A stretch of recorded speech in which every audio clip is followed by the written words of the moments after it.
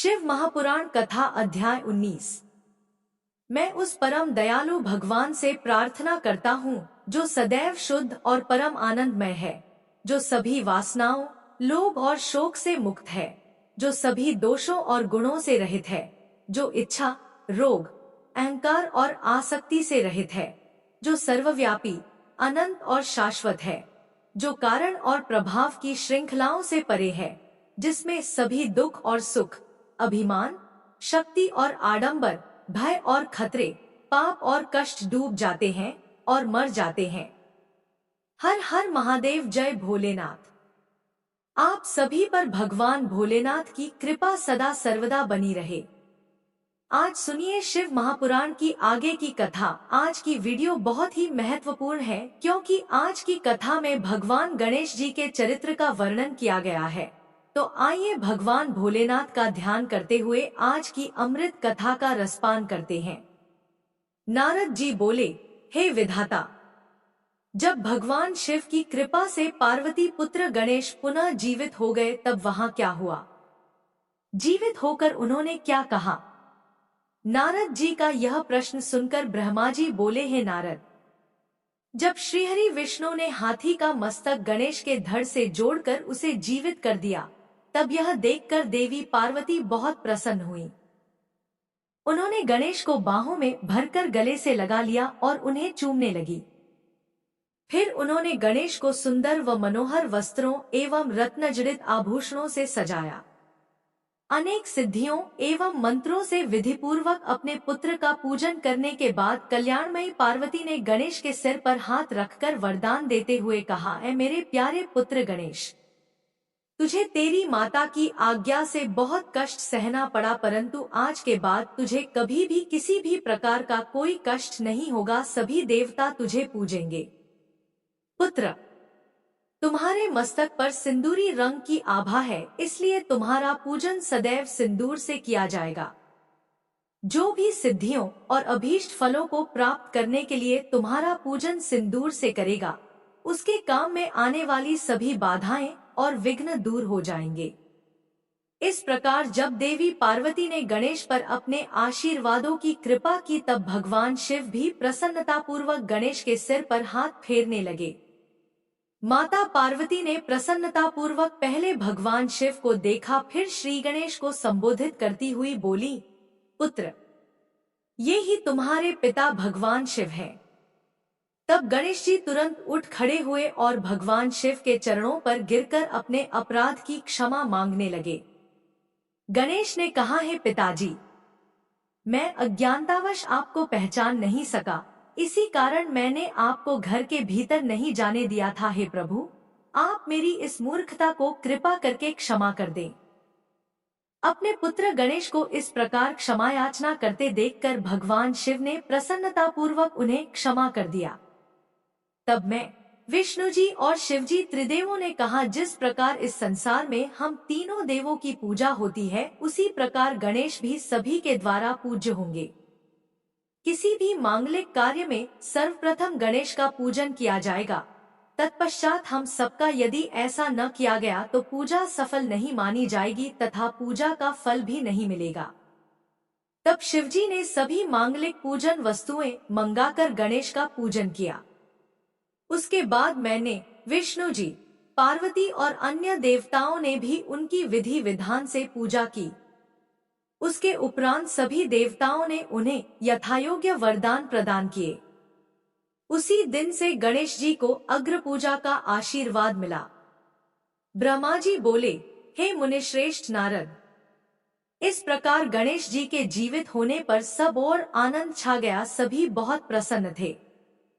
सभी देवता उन्हें विभिन्न प्रकार के वरदान प्रदान कर रहे थे। तब ईश्वरों के ईश्वर महादेव जी भी गणेश पर अपनी विशेष कृपा दृष्टि बनाकर बोले, हे गिरिजानंदन, तुम मेरे दूसरे पुत्र हो। तुम्हें न पहचानने के कारण तुम्हारा यहाँ अपमान हुआ है, इसलिए मेरे भक्तों ने तुम पर आक्रमण किया, परंतु आज से कोई भी तुम्हारा विरोध नहीं करेगा। तुम सभी के पूजनीय और वंदनीय होगे। तुम साक्षात जगदम्बा के तेज से उत्पन्न होने के कारण परम तेजस्वी और पराक्रमी हो। तुम्हारी वीरता और साहस का लोहा इस संसार में हर प्राणी मानेगा। आज से तुम मेरे सभी शिवगणों के अध्यक्ष हो। ये सभी तुम्हारे आदेशों का ही पालन करेंगे। आज से तुम गणपति नाम से भी जाने जाओगे। यह कहकर सर्वेश्वर भगवान शिव 2 पल के लिए मौन हुए। फिर शिवजी बोले, हे गणपति, तुम्हारा जन्म भाद्रपद मास के कृष्ण पक्ष की चतुर्थी तिथि को देवी पार्वती के निर्मल हृदय से चंद्रमा के उदय के समय हुआ है। इसलिए आज से इस दिन जो भी पूरी भक्ति भावना से तुम्हारा स्मरण करके व्रत करेगा उसे समस्त सुखों की प्राप्ति होगी। मार्गशीर्ष मास के कृष्ण पक्ष की चतुर्थी के दिन सुबह स्नान करके व्रत रखें। धातु, मूंगे या मिट्टी की मूर्ति बनाकर उसकी प्रतिष्ठा करें। तत्पश्चात मूर्ति की दिव्य गंधों, चंदन एवं सुगंधित फूलों से पूजा करें। रात्रि में 12 अंगुल लंबी 3 गांठ वाली 101 दूर्वाओं से पूजन करना चाहिए। उसके बाद धूप, दीप, नैवेद्य, तांबूल, अर्घ्य देकर गणेश जी की पूजा करें। बाद में बाल चंद्रमा का पूजन करें। फिर ब्राह्मणों को उत्तम भोजन कराएं। स्वयं बिना नमक का ही खाना खाएं। इस प्रकार इस उत्तम गणेश चतुर्थी व्रत को करें। जब व्रत करते करते 1 वर्ष पूरा हो जाए तब भक्ति भावना से इस व्रत का उद्यापन करना चाहिए। उद्यापन में 12 ब्राह्मणों को भोजन कराएं। व्रत का उद्यापन करते समय पहले से स्थापित कलश के ऊपर गणेश की मूर्ति रखें। वेदी तैयार कर उस पर अष्टदल कमल बनाकर हवन करें। तत्पश्चात मूर्ति के सामने 2 स्त्रियों व बालकों को बिठाकर उनकी विधि विधान से पूजा करें। फिर उन्हें आदर पूर्वक भोजन कराएं। पूरी रात उनका भक्तिभाव से जागरण करें। सुबह होने पर गणेश जी का पुनः पूजन करें। पूजन करने के पश्चात उनका विसर्जन कर दें। फिर बालकों से का आशीर्वाद लेकर उनसे स्वस्ति वाचन कराएं और व्रत को पूर्ण करने हेतु श्री गणेश को पुष्प अर्पित करें। तत्पश्चात भक्तिभाव से दोनों हाथ जोड़कर उन्हें नमस्कार करें। हे गणेश, इस प्रकार जो श्रद्धापूर्वक उत्तम भक्तिभाव के साथ तुम्हारी शरण में आएगा और तुम्हें रोज पूजेगा, उसके सभी कार्य सफल हो जाएंगे तथा उसे सभी अभीष्ट फलों की प्राप्ति होगी। गणेश का पूजन सच्चे मन से सिंदूर, चंदन, चावल और केतकी के फूलों से करने वाले के सभी विघ्नों और क्लेशों का नाश हो जाएगा। उस मनुष्य के अभीष्ट कार्य अवश्य ही सिद्ध होंगे। यह गणेश चतुर्थी व्रत सभी स्त्री एवं पुरुषों के लिए श्रेष्ठ है। विशेषतः जो मनुष्य अभ्युदय की इच्छा रखते हैं, उन्हें उत्तम भक्ति भावना से इस व्रत को अवश्य करना चाहिए, क्योंकि गणेश चतुर्थी का व्रत करने वाले मनुष्य की सभी इच्छाएं और कामनाएं पूरी होती हैं। इसलिए सभी मनुष्यों को इस श्रेष्ठ व्रत को पूरा करना चाहिए तथा सदैव तुम्हारी भक्तिभाव से आराधना करनी चाहिए। इस प्रकार त्रिलोकीनाथ भगवान शिव ने अपने पुत्र गणेश को सभी मनुष्यों तथा देवताओं द्वारा पूजित होने का उत्तम आशीर्वाद प्रदान किया। सभी देवता और ऋषि मुनि भगवान शिव के वचन सुनकर बहुत प्रसन्न हुए। उनके आनंद की कोई सीमा न रही। वे सभी भक्ति रस में डूबकर शिव पार्वती पुत्र गणपति की आराधना करने लगे। यह देखकर देवी पार्वती की खुशी की कोई सीमा न रही। वे देवताओं को अपने पुत्र गणेश का पूजन करते देख मन ही मन भगवान शिव के चरणों का ध्यान करते हुए उनका धन्यवाद करने लगी। उनका सारा क्रोध पल भर में ही शांत हो गया था। उस समय सभी दिशाओं में सुमधुर दुंदुभियां बजने लगी। अप्सराएं सहर्ष नृत्य करने लगी। सुंदर मंगल गान होने लगे तथा श्री गणेश जी पर आकाश से फूलों की वर्षा होने लगी। अपने पुत्र को गणाधीश बनाए जाने पर माता पार्वती फूली नहीं समा रही थी। उस समय चारों ओर उत्सव होने लगा। तत्पश्चात उस समय वहां उपस्थित समस्त देवता और ऋषि मुनि उस स्थान के निकट गए जहां भगवान शिव और देवी पार्वती अपने पुत्र गणेश के साथ विराजमान थे। देवताओं और के ऋषियों ने भक्ति भावना से उन्हें नमस्कार किया और उनकी स्तुति करने लगे। फिर शिवजी से विदा लेकर सब अपने अपने धामों को चले गए। फिर मैं और श्रीहरि भी उनसे विदा लेकर अपने लोकों को लौट गए।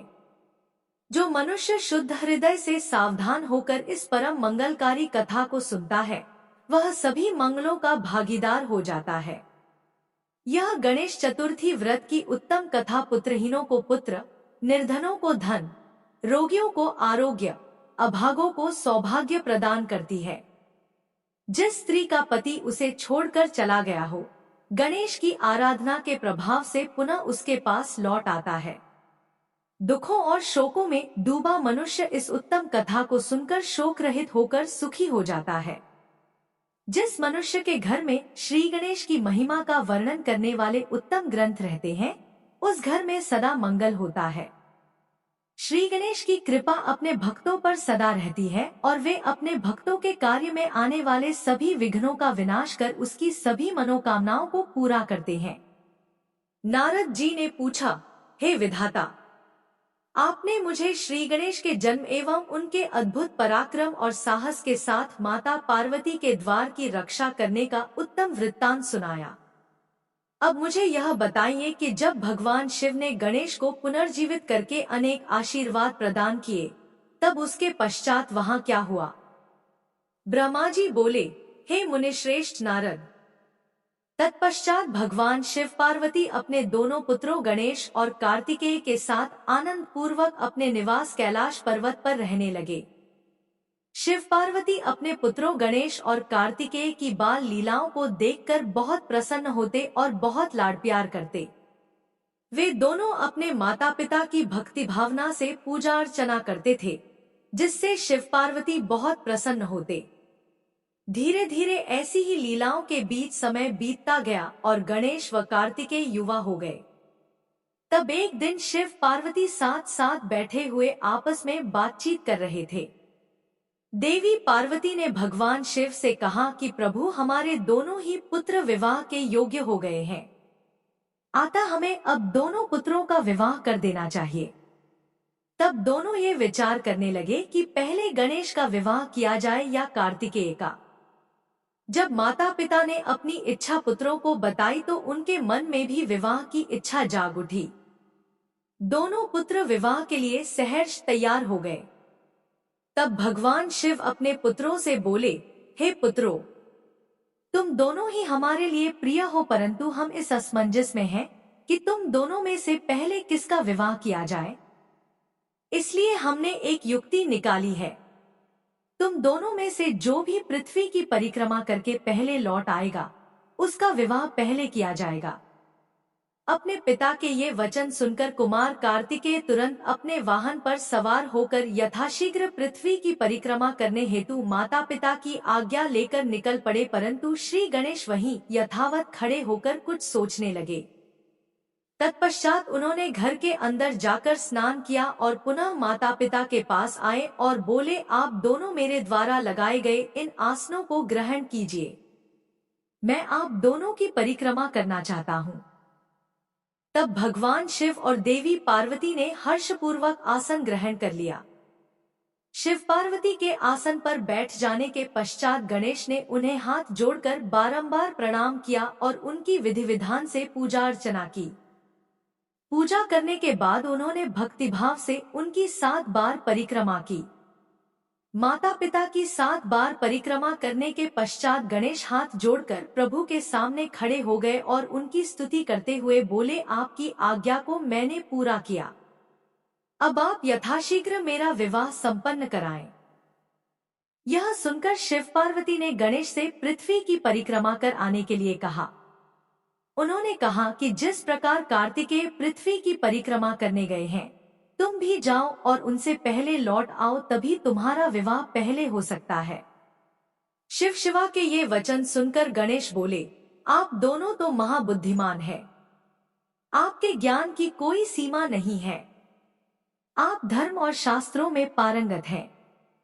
मैं तो आपकी आज्ञा के अनुरूप पृथ्वी की परिक्रमा एक बार नहीं बल्कि 7 बार कराया हूँ। यह सुनकर शिव पार्वती बड़े आश्चर्यचकित होकर बोले कि हे पुत्र, तुम इतनी विशाल 7 द्वीप वाली समुद्र, पर्वत और कानों से युक्त पृथ्वी की परिक्रमा कब कर आए? तुम तो यहाँ से कहीं गए भी नहीं। भगवान शिव और देवी पार्वती के इस प्रकार किए गए प्रश्न को सुनकर बुद्धिमान गणेश जी बोले, मैंने आप दोनों की पूजा करके आपकी 7 बार परिक्रमा कर ली है। इस प्रकार मेरे द्वारा पृथ्वी की परिक्रमा पूरी हो गई। वेदों में इस बात का वर्णन है कि अपने माता पिता की श्रद्धा भाव से पूजा करने के पश्चात उनकी परिक्रमा करने से पृथ्वी की परिक्रमा का पुण्य फल प्राप्त होता है। माता पिता के चरणों की धूल ही पुत्र के लिए महान तीर्थ है। वेद शास्त्र के इसको प्रमाणित करते हैं। फिर आप क्यों इस बात को मानने से इनकार कर रहे हैं? हे पिताश्री, आप तो सर्वेश्वर हैं, निर्गुण, निराकार, परब्रह्म ईश्वर हैं। भला आप कैसे वचनों को झुठला सकते हैं? कृपा कर बताइए कि शास्त्रों के अनुसार क्या मैं गलत हूँ? इस प्रकार गणेश जी के वचन सुनकर शिव पार्वती अत्यंत आश्चर्यचकित हुए। अपने पुत्र गणेश को वेदों और शास्त्रों का ज्ञाता जानकर उनकी प्रसन्नता की कोई सीमा न रही। तब मुस्कुराते हुए भगवान शिव पार्वती बोले, हे प्रिय पुत्र, तुम बलवान और साहसी होने के साथ साथ परम बुद्धिमान भी हो। यह सत्य है कि जिसके पास बुद्धिबल है वही बलशाली भी है। बिना बुद्धि के बल का प्रयोग भी संभव नहीं होता। बुद्धिहीन मनुष्य संकट में फंस जाने पर बलशाली होने के बावजूद भी मुक्त नहीं हो पाता। वेदशास्त्र और पुराण यही बताते हैं कि माँ बाप का स्थान सबसे ऊपर होता है। उनके चरणों में ही स्वर्ग है। अपने माता पिता की आज्ञा का पालन करना ही पुत्र का एकमात्र धर्म है। उनकी परिक्रमा पृथ्वी की परिक्रमा से भी बढ़कर है। अतः तुम्हारी बात सर्वथा सत्य है। तुमने कार्तिकेय से पहले ही पृथ्वी की परिक्रमा पूर्ण कर ली है। अतः हमें तुम्हारा विवाह सबसे पहले और शीघ्र ही करना है। जब भगवान शिव और पार्वती ने गणेश की बात का समर्थन कर उसे स्वीकार कर लिया, तब गिरिजानंदन प्रसन्न गए और अपने माता पिता को प्रणाम करके वहां से चले गए। महादेव जी अपनी प्रिया पार्वती जी के साथ बैठकर इस चिंता में डूब गए कि हम विवाह के लिए वधू की खोज कहाँ करें। जब वे इस प्रकार विचार कर रहे थे, तभी प्रजापति विश्वरूप कैलाश पर्वत पर पधारे और उन्होंने भक्तिभाव से शिवा को नमस्कार कर उनकी स्तुति की। जब महादेव ने उनसे कैलाश आगमन का कारण जानना चाहा, तब प्रसन्न हृदय से विश्वरूप जी ने कहा, हे भगवान, मैं आपके पास अपनी 2 पुत्रियों सिद्धि और बुद्धि के विवाह का प्रस्ताव लेकर आया हूँ। प्रभु, सिद्धि और बुद्धि सुंदर और सर्वगुण संपन्न है। मैं उनका विवाह आपके पुत्र से करना चाहता हूँ। प्रजापति विश्वरूप के वचन सुनकर भगवान शिव और देवी पार्वती बहुत हर्षित हुए और उन्होंने उनका विवाह प्रस्ताव स्वीकार कर लिया। भगवान शिवा ने अपने प्रिय पुत्र गणेश का शुभ विवाह सिद्धि बुद्धि के साथ आनंद पूर्वक संपन्न कराया। इस शुभ अवसर पर सब देवता हर्षपूर्वक सम्मिलित हुए। उन्होंने गणेश को सपत्नीक ढेरों आशीर्वाद और शुभाशीष प्रदान किए और अपने अपने स्थान पर लौट गए। तत्पश्चात श्री गणेश अपनी दोनों पत्नियों के साथ आनंद पूर्वक विहार करने लगे। काफी समय व्यतीत हो जाने के पश्चात उनके 2 पुत्र उत्पन्न हुए। सिद्धि से उत्पन्न पुत्र का नाम शुभ तथा बुद्धि से प्राप्त पुत्र का नाम लाभ रखा गया। इस प्रकार श्री गणेश अपनी दोनों पत्नियों और पुत्रों के साथ आनंद पूर्वक रहने लगे। जब श्री गणेश को सुखपूर्वक अपना जीवन व्यतीत करते हुए काफी समय बीत गया, तब कुमार कार्तिकेय पृथ्वी की परिक्रमा पूरी करके लौट आए। वे घर पहुंचने ही वाले थे कि रास्ते में ही उनकी भेंट नारद तुमसे हो गई। तब तुमने कार्तिकेय से कहा कि तुम्हारे माता पिता ने तुमसे सौतेला व्यवहार किया है। तुम्हें पृथ्वी की परिक्रमा पर भेजकर तुम्हारे भाई गणेश का 2 सुंदर कन्याओं से विवाह कर दिया है। अब तो उनके 2 पुत्र भी हो चुके हैं और वे आनंद पूर्वक अपना जीवन सुख से बिता रहे हैं। यह तुम्हारे माता पिता ने अच्छा नहीं किया है। नारद, तुम्हारी ऐसी बातें सुनकर कार्तिकेय क्रोध में भर गए। वे अत्यंत व्याकुल होकर अतिशीघ्र घर पहुंचे। क्रोध के कारण उनका मुख लाल हो गया था। कैलाश पर्वत पर पहुंचकर उन्होंने अपने माता पिता को हाथ जोड़कर प्रणाम किया। तत्पश्चात उन्होंने अपने माता पिता से इस विषय पर अपनी नाराजगी प्रकट की। कार्तिकेय ने कहा कि आप दोनों ने अपने ही पुत्र को धोखे से यहाँ से भगा दिया और अपने प्रिय पुत्र गणेश का चुपचाप विवाह रचा दिया। आप दोनों ने मेरे साथ सौतेले पुत्र जैसा व्यवहार किया है। यदि आप गणेश का ही विवाह पहले करना चाहते थे तो मुझसे एक बार कहते, मैं स्वयं अपने भाई गणेश का विवाह उत्साहपूर्वक आनंद के साथ कराता, परंतु आपने छलकपट का सहारा लिया। आप सिर्फ एक पुत्र से ही प्यार करते हैं। मेरे होने न होने का आपको कोई फर्क ही नहीं पड़ता। अतः मैं यहाँ से हमेशा हमेशा के लिए जा रहा हूँ। अब मैं क्रौंच पर्वत पर जाकर सदैव तपस्या करूंगा। यह कहकर कुमार कार्तिकेय वहां से चले गए। भगवान शिव और पार्वती ने उन्हें समझाना चाहा, पर उन्होंने उनकी बात अनसुनी कर दी। नारद, उस दिन से स्वामी कार्तिकेय कुमार नाम से प्रसिद्ध हो गए। तब से इन तीनों लोकों में उनका नाम कुमार कार्तिकेय विख्यात हो गया। कार्तिकेय का नाम पापहारी, शुभकारी, पुण्यमयी एवं ब्रह्मचर्य की शक्ति प्रदान करने वाला है। कार्तिक पूर्णिमा के दिन कृति नक्षत्र में जो भी मनुष्य स्वामी कार्तिकेय के दर्शन अथवा पूजन करता है, उसके सभी पाप नष्ट हो जाते हैं और उसे मनोवांछित फलों की प्राप्ति होती है। सभी देवता और ऋषिगण भी इस दिन कार्तिकेय के दर्शनों को जाते हैं।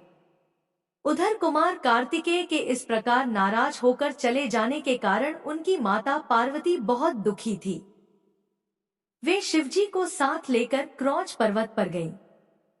उन्हें देखकर कार्तिकेय पहले ही वहां से चले गए।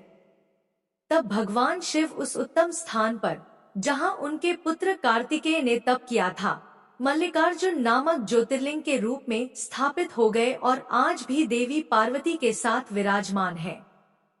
उस दिन से शिव शिवा दोनों अपने पुत्र कार्तिकेय को ढूंढने के लिए अमावस्या को शिव और पूर्णिमा के दिन पार्वती जी क्रौंच पर्वत पर जाते हैं। नारद, मैंने तुम्हें समस्त पापों का नाश करने वाले श्री गणेश और कार्तिकेय के चरित्र को सुनाया है।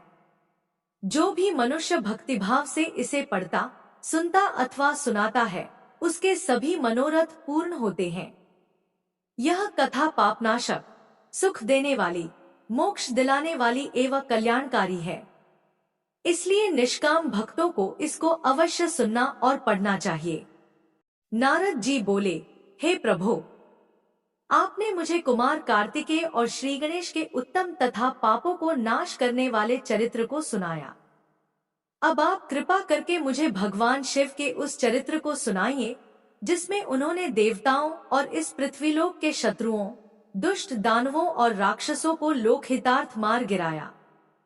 साथ ही महादेव जी द्वारा एक ही बाण से 3 नगरों को एक साथ भस्म करने की कथा का भी वर्णन कीजिए। ब्रह्मा जी बोले, हे मुनिश्रेष्ठ नारद, बहुत समय पूर्व एक बार व्यास जी ने सनत कुमार से इस विषय में पूछा था। उस समय जो कथा उन्होंने बताई थी वही आज मैं तुम्हें बताता हूँ। जब देवताओं की रक्षार्थ भगवान शिव के पुत्र कार्तिकेय द्वारा तारकासुर का वध कर दिया गया, तब उसके तीनों पुत्रों तारकाक्ष, विद्युन्माली और कमलाक्ष को बहुत दुख हुआ। वे तीनों ही महान बलशाली, जितेंद्रिय, सत्यवादी, संयमी, वीर और साहसी थे, परंतु अपने पिता तारकासुर का वध देवताओं द्वारा होने के कारण उनके मन में देवताओं के लिए रोष उत्पन्न हो गया। तब उन तीनों ने अपना राजपाट त्याग कर मेरु पर्वत की एक गुफा में जाकर उत्तम तपस्या करनी शुरू कर दी। उन्होंने अपनी कठिन और उग्र तपस्या से मुझ ब्रह्मा को प्रसन्न कर लिया। मैं उन तीनों असुरों को वरदान देने के लिए मेरु पर्वत गया। वहां पहुंचकर मैंने तारकाक्ष, विद्युन्माली और कमलाक्ष से कहा कि हे महावीर दैत्यो, मैं तुम्हारी तपस्या से प्रसन्न हूँ। मांगो, मुझसे क्या मांगना चाहते हो? तुम्हारी मनोकामना मैं अवश्य पूरी करूंगा। मुझे बताओ कि किस वरदान की प्राप्ति हेतु तुम लोगों ने इतना कठोर तप किया है। ब्रह्मा जी के ये वचन सुनकर उन तीनों तारक पुत्रों को बड़ा संतोष हुआ। तब उन्होंने मेरे चरणों में पड़कर प्रणाम किया और मेरा स्तवन करने लगे। तत्पश्चात वे बोले, हे देवेश, हे विधाता, यदि आप वाकई हम पर प्रसन्न हैं, तो हमें अवध्य होने का वरदान प्रदान कीजिए। कोई भी प्राणी हमारा वध करने में सक्षम न हो और हम अजर अमर हों। हम चाहे तो किसी का भी वध कर सके। प्रभु, हमें यही वरदान दीजिए कि हम अपने शत्रुओं को मौत के घाट उतार सकें और निर्भयतापूर्वक इस त्रिलोक में आनंद का अनुभव करते हुए विचरें। कोई हमारा बाल भी बांका न कर सके। तारक पुत्रों के ऐसे वचन सुनकर मैं ब्रह्मा त्रिलोकीनाथ भक्तवत्सल भगवान शिव के चरणों का स्मरण करते हुए बोला, हे असुरो, निःसंदेह ही तुम्हारी इस उत्तम तपस्या ने मुझे बहुत प्रसन्न किया है, परंतु अमरत्व की प्राप्ति सभी को नहीं हो सकती है। यह प्रकृति का नियम है। जो जन्म लेता है उसकी मृत्यु निश्चित है। अतः इसके अतिरिक्त कोई अन्य वर मांगो। मैं तुम्हें तुम्हारी इच्छित मृत्यु का वरदान दे सकता हूँ। तुम जिस प्रकार अपनी मृत्यु चाहोगे, उसी प्रकार तुम्हारी मृत्यु होगी। मेरे इस प्रकार के वचन सुनकर तीनों तारक पुत्र कुछ देर के लिए सोच में डूब गए। तत्पश्चात वे बोले, भगवन, यद्यपि हम तीनों ही महान बलशाली हैं, फिर भी हमारे पास रहने का कोई ऐसा स्थान नहीं है जो पूर्णतया सुरक्षित हो और जिसमें शत्रु प्रवेश न कर सके। प्रभु, आप हम तीनों भाइयों के लिए 3 ऐसे नगरों का निर्माण करें जो पूर्णतया सुरक्षित हो। ये तीनों अद्भुत नगर संपूर्ण धन संपत्ति और वैभव से शोभित हों तथा अस्त्र शस्त्रों की सभी सामग्रियां भी वहां उपस्थित हों और उसे कोई भी नष्ट न कर सके। तब तारकाक्ष ने अपने लिए सोने का, कमलाक्ष ने चांदी का तथा विद्युन्माली ने कठोर लोहे का बना नगर वरदान में मांगा। साथ ही उन्होंने यह भी कहा कि ये तीनों पुर दोपहर अभिजित मुहूर्त में चंद्रमा के पुष्य नक्षत्र में होने पर एक साथ मिला करेंगे। ये तीनों ही महल आकाश में नीले बादलों में एक के ऊपर एक रहेंगे तथा जनसाधारण सहित किसी को भी नहीं दिखाई देंगे। 1,000 वर्षों बाद जब पुष्करावर्त नामक काले बादल बरस रहे हों, उस समय जब तीनों महल आपस में मिले, तब हम सबके वंदनीय भगवान शिव असंभव रथ पर बैठकर एक ही बाण से हमारे नगरों सहित हमारा भी वध करें। इस प्रकार तारकासुर के पुत्रों के मांगे वरदान को सुनकर मैं मुस्कुराया और तथास्तु कहकर उनका इच्छित वर उन्हें प्रदान कर दिया। फिर मैं दानव को बुलाकर ऐसे 3 लोकों को बनाने की आज्ञा देकर मैं वहां से अपने लोक को लौट आया। मैंने मेहनत से तारकाक्ष के लिए सोने का, कमलाक्ष के लिए चांदी का और विद्युन्माली के लिए लोहे के उत्तम लोकों का निर्माण किया। ये तीनों ही लोक सभी साधनों और सुविधाओं से संपन्न थे। इन तीनों लोकों का निर्माण होने के उपरांत वे तीनों अपने अपने लोकों में चले गए और मैंने उन्हें एक के ऊपर एक करके, एक को आकाश में, एक को स्वर्ग के ऊपर और तीसरे को पृथ्वी लोक में स्थिर कर दिया। तत्पश्चात तीनों असुरों की आज्ञानुसार मैं भी वहीं पर निवास करने लगा। तारकाक्ष, कमलाक्ष और विद्युन्माली तीनों ही सदैव शिव भक्ति में लीन रहा करते थे। इस प्रकार वे तीनों ही असुर अब आनंद पूर्वक अपने अपने लोकों में सुखों को भोगने लगे। नारद जी बोले, हे पिताश्री, जब तारकासुर के तीनों पुत्र तारकाक्ष, कमलाक्ष और विद्युन्माली आनंद पूर्वक अपने अपने लोकों में निवास करने लगे, तब फिर आगे क्या हुआ?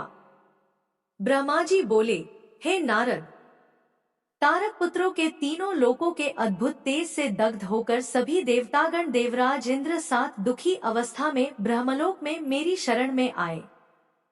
वहां मुझे नमस्कार करने के पश्चात देवताओं ने अपना दुख बताना शुरू किया। वे बोले, हे विधाता, त्रिपुरों के स्वामी तारकाक्ष, कमलाक्ष और विद्युन्माली नामक तीनों तारक पुत्रों ने हम सभी देवताओं को संतप्त कर दिया है। भगवान, अपनी रक्षा के लिए हम सभी आपकी शरण में आए हैं। प्रभु, आप हमें उनके वध का कोई उपाय बताइए, ताकि हम अपने दुखों को दूर करके पुनः पहले की भांति अपने लोक में सुख से रह सकें। यह सुनकर मैंने उनसे कहा, हे देवताओं, तुम्हें इस प्रकार उन तारक पुत्रों से डरने की कोई आवश्यकता नहीं है। तुम्हारी इच्छा के अनुसार मैं तुम्हें उनके वध का उपाय बताता हूँ। उन तीनों ही असुरों को मैंने वरदान प्रदान किया है, अतः मैं उनका वध नहीं कर सकता। इसलिए तुम सब भगवान शिव की शरण में जाओ, वे ही तुम्हारी इस दुख की घड़ी में सहायता करेंगे। तुम उनके पास जाकर उन्हें प्रसन्न करो। मुझ ब्रह्मा के ये वचन सुनकर सभी देवता अपने स्वामी देवराज इंद्र के नेतृत्व में भगवान शिव के पास कैलाश पर्वत पर पहुँचे। वहां सबने भक्तिभाव से भगवान शिव को प्रणाम किया और उनकी स्तुति करने लगे।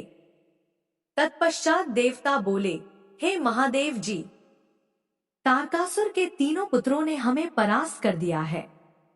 यही नहीं, उन्होंने सभी ऋषि मुनियों को भी बंदी बना लिया है। वे उन्हें यज्ञ नहीं करने देते हैं। चारों ओर हाहाकार मचा हुआ है। उन्होंने इस त्रिलोक को अपने वश में कर लिया है और पूरे संसार को नष्ट करने में लगे हुए हैं। ब्रह्मा जी द्वारा इन तीनों को अवध्य होने का वरदान मिला है। इसी कारण वे तीनों बलशाली दानव मदांध हो चुके हैं और मनुष्यों और देवताओं को तरह तरह से प्रताड़ित कर रहे हैं। हे भक्त वत्सल, हे करुणा निधान, हम सब देवता परेशान होकर आपकी शरण में इस आशा के साथ आए हैं कि आप हम सबकी उन तीनों असुरों से रक्षा करेंगे तथा इस पृथ्वी और स्वर्ग को उनके आतंकों से मुक्ति दिलाएंगे। भगवान, इससे पहले कि वे इस जगत का ही विनाश कर दें, आप उनसे हम सबकी रक्षा करें। ब्रह्मा जी बोले, हे नारद, इस प्रकार सब देवताओं ने त्रिलोकीनाथ भगवान शिव को उन तीनों तारक पुत्रों के आतंक के विषय में सब कुछ बता दिया। तब सारी बातें सुनकर भगवान शिव बोले, हे देवताओं, मैंने तुम्हारे कष्टों को जान लिया है। मैं जानता हूँ कि तारकाक्ष, कमलाक्ष और विद्युन्माली ने तुम्हें बहुत परेशान किया हुआ है, परंतु फिर भी वे तीनों पुण्य कार्यों में लगे हुए हैं। वे तीनों मेरे भक्त हैं और सदा मेरे ध्यान में निमग्न रहते हैं। भला मैं अपने भक्तों को कैसे मार सकता हूँ? वे तीनों तारक पुत्र पुण्य संपन्न है। वे प्रबल होने के साथ साथ भक्ति भावना भी रखते हैं। जब तक उनका पुण्य संचित है और वे मेरी आराधना करते रहेंगे, मेरे लिए उन्हें मारना असंभव है, क्योंकि स्वयं ब्रह्मा जी के अनुसार मित्रद्रोह से बढ़कर कोई भी पाप नहीं है। जब वे तीनों असुर नियम पूर्वक मेरी पूजा आराधना करते हैं, तो मैं क्यों बिना किसी ठोस कारण से उनका वध करूं? हे देवताओं, इस समय मैं तुम्हारी कोई सहायता नहीं कर सकता, अतः तुम सब श्रीहरि विष्णु की शरण में जाओ। अब वे ही तुम्हारा उद्धार करेंगे। भगवान शिव की आज्ञा पाकर सभी देवताओं ने उन्हें पुनः हाथ जोड़कर प्रणाम किया और श्रीहरि विष्णु से मिलने के लिए उनके निवास बैकुंठ लोक की ओर चल दिए। उन्होंने अपने साथ मुझ ब्रह्मा को भी ले लिया। बैकुंठ लोक पहुंचकर सब देवताओं ने भक्ति पूर्वक श्रीहरि को प्रणाम किया और उन्हें भगवान शिव द्वारा कही गई सब बातों से अवगत कराया। देवताओं की बातें सुनकर भगवान विष्णु बोले, हे देवताओं, यह बात सत्य है कि जहाँ सनातन धर्म और भक्ति भावना हो, वहाँ ऐसा करना उचित नहीं होता। तब देवता पूछने लगे कि प्रभु, हम क्या करें? हमारा दुख कैसे दूर होगा? प्रभु, आप शीघ्र ही उन तारक पुत्रों के वध का कोई उपाय कीजिए, अन्यथा हम सभी देवता अकाल ही मृत्यु का ग्रास बन जाएंगे। भगवान, आप ऐसा उपाय कीजिए जिससे वे तीनों असुर सनातन धर्म से विमुख होकर अनाचार का रास्ता अपना लें। उनके वैदिक धर्म का नाश हो जाए और वे अपनी इंद्रियों के वश में हो जाएं। वे दुराचारी हो जाएं तथा उनके सभी शुभ आचरण समाप्त हो जाएं। तब देवताओं की इस प्रार्थना को सुनकर भगवान श्रीहरि विष्णु एक पल को सोच में डूब गए। तत्पश्चात बोले, तारक पुत्र तो स्वयं भगवान शिव के भक्त हैं, परंतु फिर भी जब तुम सब मेरी शरण में आए हो तो मैं तुम्हें निराश नहीं करूंगा, तुम्हारी सहायता अवश्य ही करूंगा। तब श्रीहरि विष्णु ने मन ही मन यज्ञों का स्मरण किया। उनका स्मरण होते ही यज्ञगण तुरंत वहां उपस्थित हो गए। वहां श्रीहरि को नमस्कार करके उन्होंने पूछा कि प्रभु, आपने हमें यहाँ क्यों बुलाया है? तब श्रीहरि मुस्कुराए और बोले कि हमें तुम्हारी सहायता की आवश्यकता है, इसलिए हमने तुम्हारा स्मरण किया है। तब वे देवराज इंद्र से बोले कि हे देवराज, आप त्रिलोक की विभूति के लिए यज्ञ करें। यज्ञ के द्वारा ही तारक पुत्रों के तीनों पुरों, नगरों का विनाश संभव है। भगवान श्रीहरि विष्णु के ये वचन सुनकर सभी देवताओं ने आदरपूर्वक विष्णु जी का धन्यवाद किया और उन्हें प्रणाम करने के पश्चात यज्ञ के ईश्वर की स्तुति करने लगे। तत्पश्चात उन्होंने बहुत विशाल यज्ञ का आयोजन किया। सविधि उन्होंने उत्तम यज्ञ भक्ति भावना से आरंभ किया। यज्ञ अग्नि प्रज्वलित हुई। यज्ञ पूर्ण होने पर उस यज्ञ कुंड से शूल शक्तिधारी विशालकाय हजारों भूतों का समुदाय निकल पड़ा। तत्पश्चात अनेक रूपों से युक्त नाना वेशधारी कालाग्नि रुद्र के समान तथा काल सूर्य के समान प्रकट हुए उन भूतों ने भगवान विष्णु को नमस्कार किया। उन भूत गणों को आज्ञा देते हुए विष्णु जी बोले, हे भूत गणों, देव कार्य को पूरा करने के लिए तुम जाकर त्रिपुरों को नष्ट करो। विष्णु जी की आज्ञा सुनकर वे भूतगण दैत्यों के उस महासुंदर नगर त्रिपुर की ओर चल दिए। जब उन्होंने त्रिपुर नगरी में घुसना चाहा तो वहां के तेज से वे भस्म हो गए। जो भूतगण बचे वे लौटकर भगवान विष्णु के पास वापस आ गए तथा उन्होंने श्रीहरि को इस बात की सूचना दी। जब भगवान विष्णु को इस प्रकार भूतगणों के नगरी के तेज से जलने की जानकारी हुई तो वे अत्यंत चिंतित हो गए। तब उन्होंने देवताओं को समझाया कि वे अपनी चिंता त्याग कर अपने अपने लोकों को जाएं। मैं इस संबंध में विचार करके आपके लाभ के लिए यथासंभव कार्य करूंगा। मैं तारकाक्ष, कमलाक्ष और विद्युन्माली नामक तीनों असुरों को शिव भक्ति से विमुख करने का प्रयास करता हूँ, तभी उन पर विजय पाना संभव होगा। तब श्रीहरि को प्रणाम करके सभी देवता अपने अपने लोकों को वापस लौट गए। ब्रह्मा जी नारद से बोले, तब भगवान श्रीहरि विष्णु ने अपनी आत्मा के तेज से अत्यंत तेजस्वी एक मायावीर पुरुष प्रकट किया। उसका सिर मुंडा हुआ था। उसने अत्यंत गंदे वस्त्र पहने हुए थे। उसके एक हाथ में लकड़ी का एक कटोरा तथा दूसरे हाथ में झाड़ू थी। उसने अपने मुख पर वस्त्र लपेट रखा था। व्याकुल वाणी में उसने श्रीहरि को प्रणाम किया और पूछा, हे प्रभु, मेरी उत्पत्ति का क्या प्रयोजन है? भगवान, मैं कौन हूँ? तब श्रीहरि विष्णु ने उत्तर दिया, हे वत्स, तुम मेरे शरीर से ही उत्पन्न हुए हो, इसलिए तुम अरिह नाम से जाने जाओगे। तुम्हें मैंने एक विशेष कार्य के लिए उत्पन्न किया है। तुम बड़े मायावी हो। तुम्हें एक ऐसे शास्त्र की रचना करनी है जिसमें 16,000 श्लोक होंगे, जिसमें वर्णाश्रम धर्म की जानकारी होगी तथा जिसमें अपभ्रंश शब्दों व कर्म विवाह की भी व्याख्या की गई होगी। विष्णु जी के इन वचनों को सुनकर अरे ने उन्हें प्रणाम किया और बोला कि मेरे लिए अब क्या आज्ञा है। तब श्रीहरि ने उसे माया से रचित वह अद्भुत शास्त्र पढ़ाया जिसका मूल यह था कि स्वर्ग और नरक सब यही है, उनका अलग से कोई भी अस्तित्व नहीं है। तब विष्णु ने अरिह को आज्ञा दी कि वह सब दैत्यों को जाकर शास्त्र पढ़ाएं और उनकी बुद्धि का नाश करे। इस प्रकार यह शास्त्र पढ़कर त्रिपुरों में तमोगुण की वृद्धि होगी, जो उनके विनाश का कारण सिद्ध होगी। मेरी कृपा से तुम्हारे इस धर्म का विस्तार होगा। तत्पश्चात तुम मरुस्थल में निवास करना। तुम्हारा कार्य कलयुग आने पर ही पुनः आरंभ होगा। ऐसा कहकर श्रीहरि विष्णु अंतर्धान हो गए। तब आर्य ने भगवान विष्णु की आज्ञा के अनुसार अपने अनेक शिष्य बनाए और उन्हें उसी मायामय शास्त्र की शिक्षा दी। विशेष रूप से उनके 4 शिष्य बने जिनको उन्होंने कृषि, पत्ति, कीर्य और उपाध्याय नाम प्रदान किया। वे चारों शिष्य अपने गुरु के समान ही आचरण करने वाले थे। उनका एक ही धर्म था, पाखंड। वे नाक पर कपड़ा लपेटे गंदे वस्त्र धारण करके इधर उधर घूमते रहते थे। एक दिन आर्य अपने चारों शिष्यों को अपने साथ लेकर त्रिपुर नगर में चल दिए।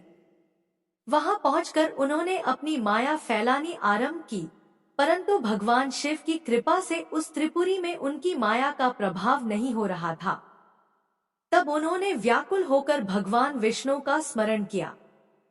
भगवान विष्णु ने अलौकिक गति से सभी बातें जान ली।